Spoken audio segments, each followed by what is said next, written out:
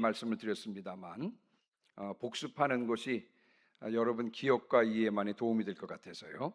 이 선지자 말라기는 누구와 동시대냐면요, 에스라, 느헤미야, 에스더 하는 느헤미야와 동시대 사람입니다.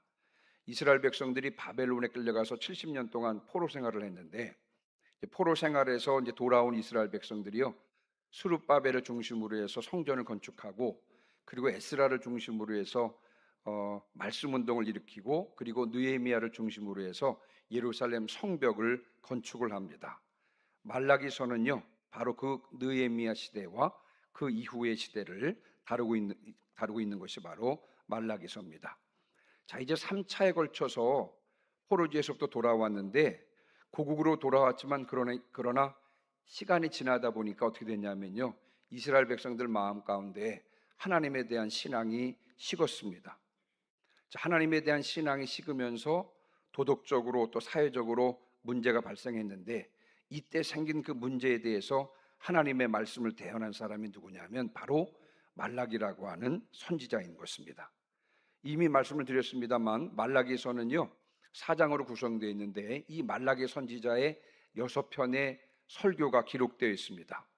오늘 읽은 본문은 말라기의 세 번째 설교인데, 복습 겸 첫 번째부터 이 세 번째 설교의 설교를 한번 요약할 텐데요, 질문으로 한번 요약해 보겠습니다. 여러분 1장 2절 한번 찾아보시기 바랍니다. 1장 2절. 자, 1장 2절 중간에 보면 1장 1절부터 5절까지가 첫 번째 설교인데요, 말라기 선지자의 첫 번째 설교인데, 2절 보시면 중간쯤에 이런 질문이 있습니다. 주께서 어떻게 우리를 사랑하셨나이까? 그러니까 말라기의 첫 번째 설교는 하나님께서 이스라엘을 어떻게 사랑하셨는지를 보여주고 있는 것이 첫 번째 설교고요. 자, 두 번째 설교는 1장 6절부터 2장 9절인데 1장 6절 한번 보시기 바랍니다. 1장 6절의 끝부분에 보면 질문이 있습니다. 어떤 질문이냐면요, 우리가 어떻게 주의 이름을 멸시하였나이까? 제사장들이 하나님께 묻는 질문이었거든요. 그래서 여러분 두 번째 설교는요, 제사장들이 범죄한 것을 지적하면서 저주를 경고하고 있는 것이, 제사장들이 하나님의 제사를 멸시했다, 이것이 두 번째 설교고요. 자, 오늘 세 번째 설교의 요약은요 2장 14절입니다. 14절에도 질문이 하나 있죠.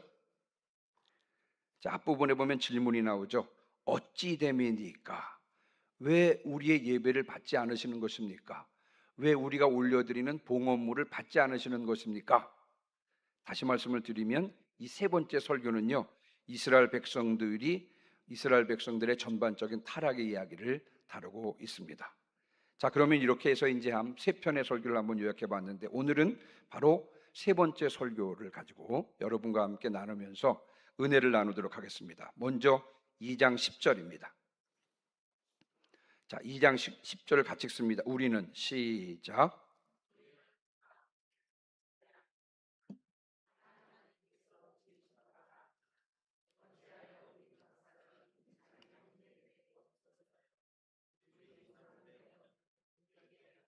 아멘. 우리는 한 아버지를 가지지 아니하였느냐? 한 하나님께서 지으신 바가 아니냐? 이스라엘의 영적 아버지는 누구라고요? 하나님입니다. 이스라엘은 하나님을 한 아버지로 둔 형제와 같은 사람들인데, 근데 오늘 말라기 선지자의 표현에 의하면 형제들에게 거짓을 행했다는 것입니다. 예. 아버지는 하나님이시고 이스라엘 백성들은 다 형제들인데, 그럼에도 불구하고 형제들에게 거짓을 행했다는 것입니다. 자, 그러면 이스라엘 백성들이 행한 거짓이 무엇입니까? 자, 11절 보세요. 이스라엘 백성들이 자기 형제에게 거짓을 행한 그 내용이 11절에 나오는데, 자, 11절도 같이 읽어보겠습니다. 시작. 유다는 거짓을 행하였고 이스라엘과 예루살렘 중에서는 가증한 일을 행하였으며, 유다는 여호와께서 사랑하신 그 성결을 욕되게 하여 이방신의 딸과 결혼하였으니. 아멘. 여러분 여기 11절을 다시 한번 보시면요, 거짓을 행했다, 가증한 일을 행했다, 그 성결을 욕되게 했다, 같은 내용입니다. 이스라엘 백성들이 거짓을 행했다는 것이고요. 가증한 일을 행했다는 것이고 성결을 욕되게 행했다는 것입니다. 자, 그러면 이스라엘 백성들이 행한 거짓은 무엇이고 이스라엘 백성들이 행한 가증한 일은 무엇이고 이스라엘 백성들이 성결을 욕되게 했는데 그것이 구체적으로 무엇이냐는 것입니다. 같은 내용이라고 그랬습니다. 자, 무엇이냐? 그럼 11장 끝부분. 이방신의 딸과 결혼하였으니 그랬습니다. 자, 이방신을 섬기는 이방인의 딸과 결혼했다는 것입니다. 이스라엘 백성들이 하나님이 아닌 다른 신을 섬기는 자들의 딸들과 결혼했다는 것입니다. 자, 여러분 한번 생각해 보시기 바랍니다. 성경은요, 이방인들과의 결혼을 무조건 반대하고 있습니까? 여러분 어떻습니까? 구약 성경을 여러분 읽어보셨을 텐데, 자, 성경은 이방인들과의 결혼을 무조건 정죄하고 있습니까? 여러분 그렇지 않습니다. 제가 한번 예를 들어보면 여리고성에 살던 기생 라합 있죠? 정탐꾼을 섬겨주었던 기생 라합은 누구와 결혼했냐면요, 여리고를 정탐했던 두 사람 중에서 한 사람이었던 살몬과 결혼했습니다. 그리고 여러분 잘 아시는 모압 여인 룻 있죠? 자, 모압 여인 룻은 누구와 결혼했습니까? 이스라엘 남자 말론과 결혼을 했습니다. 그런데 이 기생 라합과 모압 여인 룻이 이 두 사람 모두 다윗 가문의 조상이 됐잖아요. 그렇죠? 그러니까 여러분 성경은 무조건 이방인 여인과의 결혼을 반대하느냐? 여러분 그것은 아닙니다.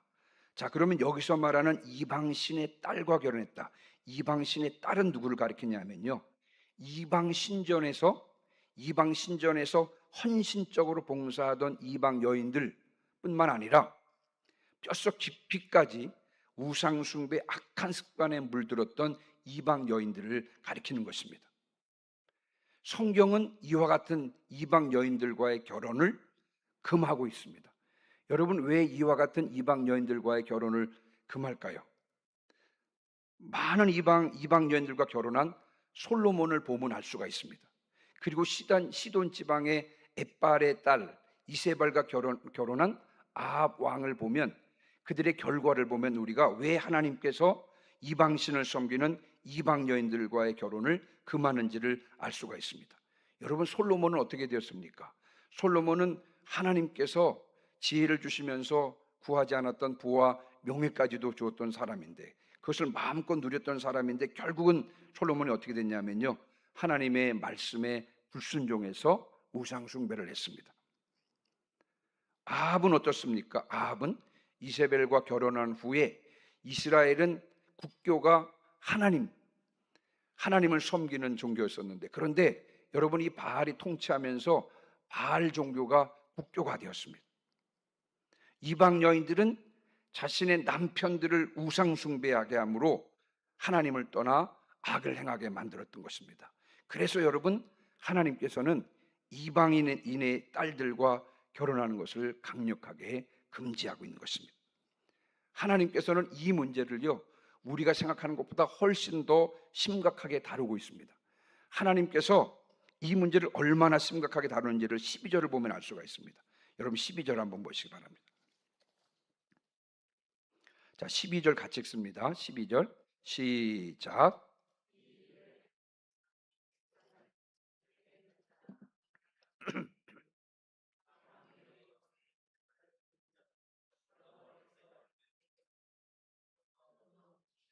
아멘.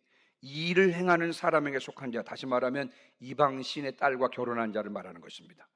깨는 자나 응답하는 자, 다양하게 해석될 수가 있는데, 이방 여인과 결혼하라고 부추기는 자와 그 유혹에 넘어가서 이방 여인의 딸과 결혼한 사람을 말하는 것이고요, 만군의 여호와께 제사를 드리는 자, 제사장들을 말하는 것입니다. 이방신의 딸과의 결혼과 관련된 자는 심지어 하나님께 제사를 올려드리는 제사장이라고 할지라도 하나님의 심판을 피할 수 없다는 것입니다. 하나님께서 어떻게 선언하셨냐면요, 여호와께서 야곱의 장막 가운데서 끊어버리시리라. 다시 말씀을 드리면 공동체에서 제거하시겠다는 뜻입니다. 다시 말씀을 드리면 아예 자녀 삼지 않겠다는 뜻입니다.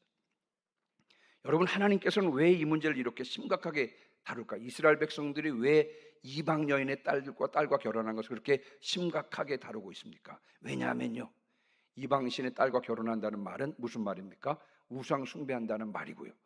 우상 숭배한다는 무슨 말이냐면요, 하나님과의 관계를 멀어지게 하는 것이고요. 결국은요, 그 결과로 멸망에 이르게 된다는 것입니다. 가장 근본적으로 중요한 하나님과의 관계를 끊어놓기 때문에 그렇습니다. 그래서 이 문제를 하나님께서 매우 심각하게 다루고 계시는 것입니다. 저는 이 본문을 묵상하면서 한 가지 한번 묵상을 해보았는데, 여러분 스스로를 하나님으로부터 멀어지게 하는 것은 무엇입니까? 아마 각자마다 조금 다를 것입니다. 왜냐하면 각자마다 가지고 있는 약점들이 다르기 때문에요. 사람들마다, 성도들마다 나를 하나님으로부터 멀어지게 하는 것이 각각 좀 다를 거로 생각합니다. 어떤 것이 있을까요? 우리를 하나님으로부터 멀어지게 하는 것. 오늘 본문에 등장하는 그 이방 여인의 딸과 이방신을 섬기는 자의 딸과 결혼하는 것과 마찬가지로 우리 자신을 하나님으로부터 멀어지게 하는 것은 어떤 내용이 있을까요? 저 같은 경우는 이런 경우가 있습니다. 좀 이 부분이 조금 어려운데요. 이제 감정이 좀 상하잖아요. 감정을 좀 잘 다뤄야 될 텐데, 이 감정이 상하면 거친 말이 나옵니다. 거친 말.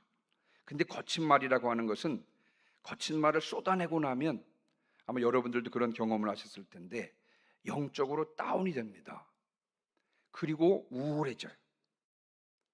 그러면 하나님께 나가는 것이 부담이 되고, 하나님께 나간다고 해도 말씀이 귀에 들어오지 않습니다.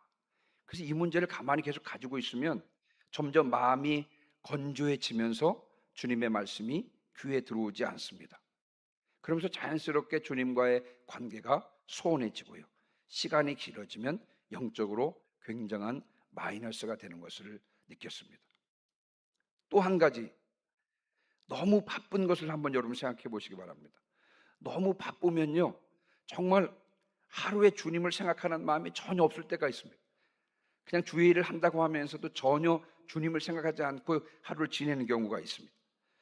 이렇게 많은 시간이 흘러가면요, 여러분 나도 모르게 무의식적으로 하나님 없이도 살 수 있다. 왜냐? 여러 날 동안 하나님을 생각하지 않고 지내도 별다른 문제도 없고, 그러니까 하나님 없이도 살아갈 수 있겠구나, 이런 무의식적으로 그런 생각이 드는 것입니다. 그렇게 되면 하나님을 섬기는 것도 형식적으로 변하게 되면서 하나님과 개인적인 교제를 한다, 여러분 전혀 생각하지도 않게 되는 것입니다. 그리고 또 교만함 등 아마 각자마다 우리를 하나님으로부터 멀어지게 하는 그런 것들이 있을 것입니다. 여러분, 우리가 이 부분을 깊이 묵상하시기를 주님의 이름으로 축원합니다. 그래서 성령의 도우심으로 우리가 영적으로 예민해져서요, 나를 하나님으로부터 멀어지게 하는 것이 무엇인지 분명히 알고 경계해서 다른 무엇보다도 주님과의 관계를 제일 우선으로 여기시는 저와 여러분 되시기를 주님의 이름으로 축원합니다. 자, 그래서 이제 오늘 세 번째 설교에서 말라기 선지자는 첫 번째로 이방신의 딸과 결혼한 문제를 지금 다루고 있고요. 자, 이제 두 번째 문제를 다루고 있습니다. 자, 13절입니다. 자, 13절 같이 읽습니다. 시작. 너희가 이런 일도 행하나니 곧 눈물과 울음과 탄식으로 여호와의 제단을 가리게 하는도다. 그러므로 여호와께서 다시는 너희의 봉헌물을 돌아보지도 아니하시며 그것을 너희 손에서 기꺼이 받지도 아니하시거늘. 아멘. 너희가 이런 일도 행한다. 이방신의 딸과 결혼하는 죄 말고도 다른 죄가 있다는 것입니다. 자, 그러면 이스라엘이 저지른 다른 죄는 무엇입니까? 곧 눈물과 울음과 탄식으로 여호와의 제단을 가리게 하는도다. 여러분, 무슨 뜻입니까? 자, 이 죄는요, 앞에 다른 죄와 연결이 있습니다. 우리 앞에서 이방신의 딸과 결혼하는 죄에 대해서 말했잖아요. 이스라엘 백성들이 이방신의 딸들과 결혼을 합니다. 그때 본래의 아내를 버렸던 것입니다. 이방신의 딸과 결혼하면서 원래 결혼했던 본래의 아내를 버렸던 것입니다. 그러니까 이 버림받은 본래의 아내가 하나님의 제단 앞에 가서 눈물을 뿌리며 하나님께 호소했던 것입니다. 어느 정도였느냐 하면요, 그들의 눈물과 울음과 탄식이 여호와의 제단을 가릴 정도였다는 것입니다. 저는 이 본문을 묵상하면서 여러분, 하나님과의 관계가 깨지면요, 자연스럽게 사람과의 관계가 깨집니다. 여러분, 사사기 17장부터 21장까지 한번 보면요, 사사기 17장부터 21장까지 보면 자세하게 설명을 드리진 않겠습니다만, 하나님의 관계가 깨어지니까, 다시 말씀을 드리면 영적으로 타락하니까 이스라엘에 어떤 현상이 일어났냐면요, 영적으로 타락하니까 도덕적으로, 성적으로 타락하게 되는 것입니다. 하나님과의 관계가 깨지니까 결국은요, 성적으로, 도덕적으로 타락하게 되는 것입니다. 여러분, 이것은 영적인 질서입니다. 영적인 질서. 영혼이 잘 되어야 범사도 잘 되고 강건하게 되는 것입니다. 그런데 영혼이 잘 되지 않으면 범사도 잘 되지 않고 강건하지도 않게 되는 것입니다. 영혼이 잘 되는 첫 번째 조건이 무엇이냐면요, 바로 하나님과의 관계 문제인 것입니다. 하나님과의 관계가 바르게 세워져야 다른 부분에서도 질서가 세워지는 것입니다. 그러나 하나님과의 관계가 바르게 세워지지 않으면 다른 부분의 질서도 세워질 수가 없는 것입니다. 그래서 하나님께서 그들에 대해서 뭐라고 말씀하시냐면요, 그러므로 여호와께서 다시는 너희의 봉헌물을 돌아보지도 아니하시며 그것을 너희 손에서 기꺼이 받지도 아니하시거늘. 이와 같은 죄를 짓는 그들에게 하나님께서는요, 그들이 바친 봉헌물에 눈길도 주지 않으시겠다. 그리고 그 봉헌물을 기꺼이 받지도 않으시겠다라고 그렇게 말씀하신 것입니다. 자, 이제 하나님께서요, 그들의 봉헌물에 눈길도 주지 않겠다, 그들의 봉헌물을 받지도 않겠다 했더니요, 여러분 14절입니다. 자, 14절을 같이 읽습니다. 시작.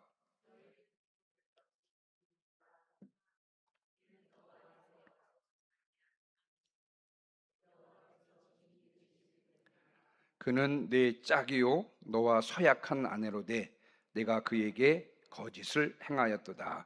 아멘. 하나님께서 그들이 바친 봉헌물에 눈길도 주지 않고 그 봉헌물을 기꺼이 받지도 않으니까 그들이 묻는 것입니다. 하나님께 어찌 됨이니까? 무슨 말씀입니까?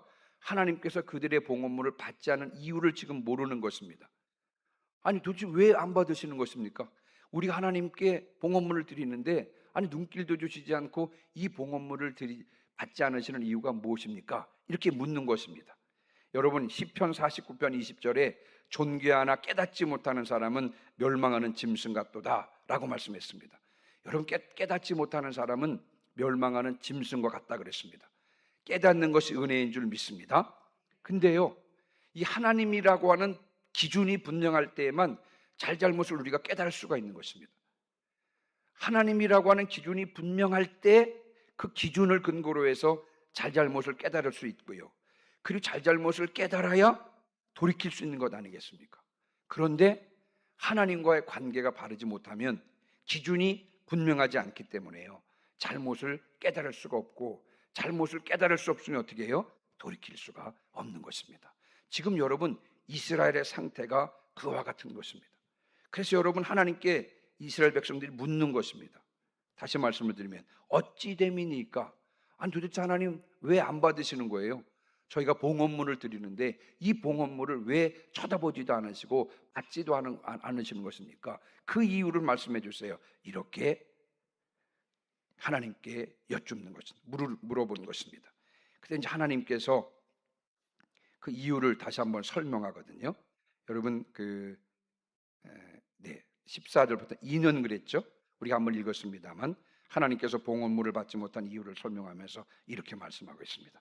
이는 내가 어려서 맞이한 아내 사이에 여호와께서 증인이 되시기 때문이라. 그는 네 짝이요 너와 서약한 아내로 돼 네가 그에게 거짓을 행해야도다. 그래서 여기에 이제 중요한 단어가 나오는데요, 서약이라고 하는 단어가 나옵니다. 너와 서약한 아내다 그랬습니다. 여러분 결혼할 때 두 사람은요 하나님 앞에서 언약을 맺는 것입니다. 이 언약의 증인이 되시는 분이 누구냐면 하나님이신 것입니다.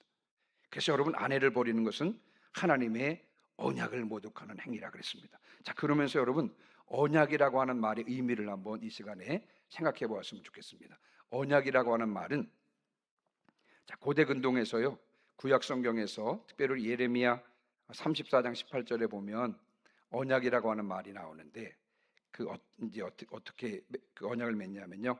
언약을 맺을 때 짐승을 쪼갭니다.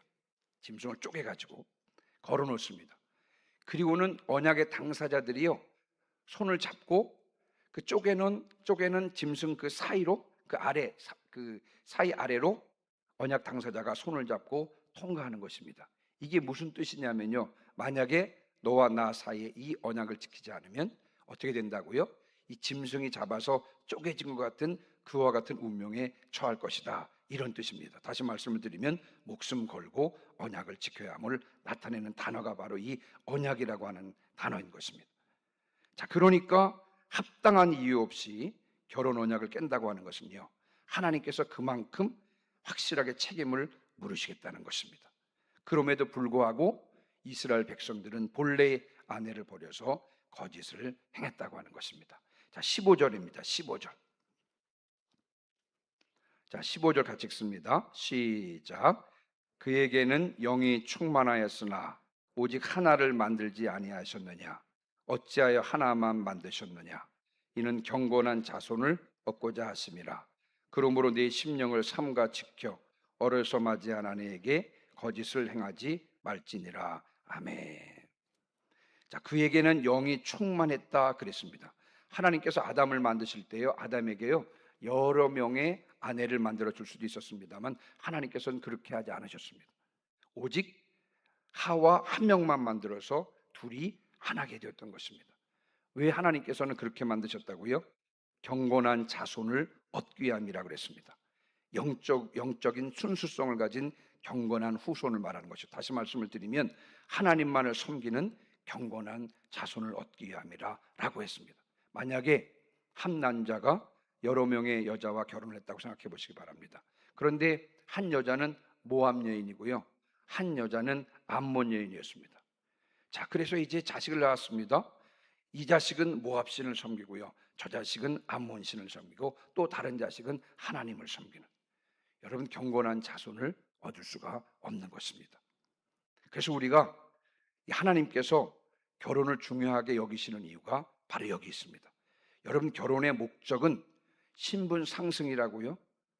아니면 외로움을 없애기 위해서, 혹은 정략적인 목적이나 혹은 자신의 부를 드러내기 위해서, 여러분 전혀 그렇지 않습니다. 결혼의 중요한 목적으로 지금 말라기 선지자를 통해서 하나님 하신 말씀은 뭐냐면 경건한 자손을 얻기 위함인 것입니다. 경건한 자손을 통해서 하나님의 신앙이 계승되어야만 하는 것입니다. 그래서 하나님께서 결혼이라고 하는 제도를 만들어서 결혼을 중요하게 여기는 이유가 바로 여기 있는 것입니다. 결혼을 통해서 경건한 자손을 얻고 그 경건한 자손을 통해서 하나님의 신앙이 자자손손 계승되어서 계속해서 하나님을 섬기는 자녀들이 있도록 하는 목적이 바로 결혼의 목적인 것을 주님께서 말씀하셨어요. 그러면서 그러므로 내 심령을 삼가 지켜 어려서 맞이한 아내에게 거짓을 행하지 말라. 내 심령을 삼가 지키라 그랬습니다. 하나님의 뜻에 따라서 마음을 지키라고 했습니다. 여러분이 그 당시에 이스라엘 백성들이 돌아오고, 이스라엘 백성들이 포로지에서부터 돌아오고 그리고 가만히 돌아보니까 이방 여인이랑 결혼하는 것이 여러 가지로 유리한 조건이 될 수도 있었다고 합니다. 어떤 거였냐면요, 여러분 그 당시 이제 주변 나라들이랑 교류가 있다 보니까 내가 이스라엘 사람들과 결혼하는 것보다는 이방 여인이랑 결혼해야 예를 들면 무역하기 편하고 교역하기가 편하다. 그래서 내가 이방 여인과 결혼하겠다, 그런 생각을 할 수도 있다는 것입니다만, 그러나 내 심령을 삼가 지켜 하나님의 뜻에 따라서 마음을 지켜서 한 남자와 한 여자가 한 몸을 이루어 한 평생을 신실하게 살아야 한다는 것입니다. 부당하게 아내에게 거짓을 행하는 것, 하나님의 명령을 어기는 행위라라고 그렇게 말씀하고 있는 것입니다. 제가 오늘 말씀을 마무리하고 마치겠습니다. 여러분, 일에도 우선순위가 있습니다. 그렇죠? 모두들 매일매일 바쁘게 삽니다. 할 일이 많습니다. 제가 이제 학생부를 잠깐 한 달 정도 학생부를 맡았었는데 학생들이랑 약속 잡기도 어렵더라고요. 목사님, 저 이날은 안 돼요. 학원 가야 되고요. 그럼 전날은 어때? 전날은 또 제가 안 된대요. 제가 안 된대요. 안 돼요, 안 돼. 결국에 주일날 시간을 잡을 수밖에 없는 상황이 이렇게 되더라고요. 여러분, 모두가 다 매일매일 바쁘게 할 일이 많습니다. 자, 그러나 많은 일들 중에서도 중요한 일이 있고 중요하지 않은 일이 있습니다. 중요한 일들 중에서도 최우선적으로 중요한 일이 있고 덜 중요한 일이 있습니다. 우리가 해야 될 일은 최우선적으로 중요한 일을 제일 먼저 해야 하는 줄 믿습니다. 자, 그러면 여러분, 최우선적으로 중요한 일이 무엇일까요? 최우선적으로 중요한 일은 뭐냐면요, 하나님과의 관계인 줄 믿습니다. 왜냐하면 이 하나님과의 관계가 깨지면 다른 모든 일이 무질서하기 때문에 그렇습니다. 다른 모든 일이 무질서하기 때문에 그렇습니다. 이 하나님과의 관계가 최우선적으로 중요한 이유가 여기에 있는 것입니다. 하나님 관계가 바로 세워져야 다른 일도 질서가 잡히는 것이지요. 하나님과의 관계가 바로 세워지지 않으면 다른 일들의 질서가 다 무질서하게 되는 것입니다.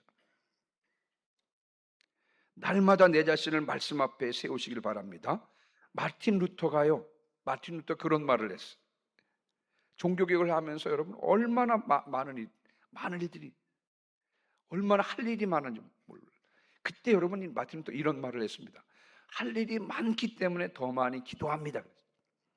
할 일이 많기 때문에, 할 일이 많은 그 일을 하나님께서 역사하셔야 되기 때문에 더 많이 기도합니다. 그렇게 말씀을 했습니다. 날마다 여러분 자신을 말씀 앞에 세우시기를 주님의 이름으로 축원합니다. 날마다 말씀 앞에서 교훈을 받고 책망을 받고 바르게 함을 받고 의로 교육함을 받으시기를 주님의 이름으로 축원합니다. 그리고 나머지 일을 하십시오. 주께서 여러분의 인생의 바른 질서를 세워주실 줄 믿습니다. 다른 무엇보다도 하나님과의 관계를 우선시하기를 주님의 이름으로 축원합니다. 하나님과의 관계가 깨지면 사람과의 관계도 깨지는 것이고요. 하나님과의 관계가 바르지 못하면 여러분, 다른 일과의 질서도 다 깨지게 되어 있습니다. 하나님과의 관계를 최우선으로 여기시고 날마다 말씀 앞에 여러분 자신을 세우시는 저와 여러분 되시기를 주님의 이름으로 축원합니다. 아멘. 우리 시간 546장 찬송하시고 오늘 들은 말씀을 붙잡고 통성으로 기도하시겠습니다.